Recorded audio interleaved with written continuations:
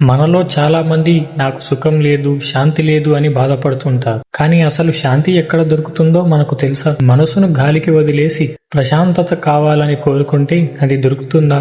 దీనికి సమాధానమే ఈ 2వ అధ్యాయం 66వ శ్లోకం. శ్రీకృష్ణుడు ఇక్కడ ఒక అద్భుతమైన ఫార్ములా చెప్పాడు. అది లేనిదే ఇది దొరకదు అని. అదేంటో మనం ఇప్పుడు చూద్దాం. ముందుగా శ్లోకం అర్థం ఏంటంటే, మనసును నిగ్రహించని వానికి స్థిరమైన బుద్ధి ఉండదు.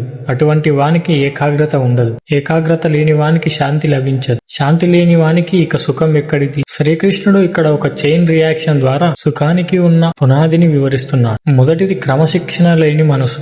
మనసు తన ఇష్టం వచ్చినట్లు తిరిగితే అది ఏ ఒక్క విషయం మీద నిర్ణయం తీసుకోలేదు. అదే బుద్ధి లేకపోవడం. రెండవది భావన. మనసు స్థిరంగా లేకపోతే మనం దేని గురించి లోతుగా ఆలోచించలేము, దేనిని అనుభూతి చెందలేము. ఇక మూడవది సుఖం అంటే ఏంటి? సుఖం అంటే కేవలం వస్తువులు ఉండటం కాదు, మనసు ప్రశాంతంగా ఉండటం. శాంతి లేని చోట సుఖం ఉండదు అని కృష్ణుడు అర్జునుడికి తేల్చి చెప్పాడు. ఈ శ్లోకం నుండి మనం నేర్చుకోవాల్సింది ఏంటంటే, మనం బయట ప్రపంచంలో సుఖాన్ని వెతుకుతున్నాం. మంచి ఫోన్, మంచి ఇల్లు, విహార యాత్రలు. కానీ మనసు లోపల అలజడి ఉంటే మీరు స్వర్గంలో ఉన్నా సరే అది మీకు నరకంలాగే అనిపిస్తుంది. గుర్తుంచుకోండి, శాంతి అనేది సుఖానికి గేట్వే.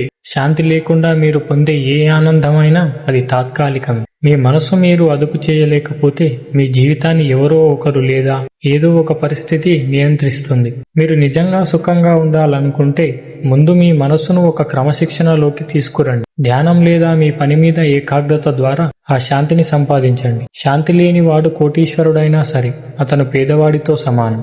మరి అదుపులేని ఇంద్రియాలు మనల్ని ఎలా ముంచేస్తాయి? ఒక చిన్న గాలి పడవను సముద్రంలో ఎలా ముంచేస్తోందో ఇంద్రియాలు మన బుద్ధిని అలాగే ఎలా లాగేస్తాయో తర్వాతి శ్లోకంలో చూద్దాం. ఈ వీడియో మీకు నచ్చితే లైక్ చేయండి, సబ్స్క్రైబ్ చేయండి.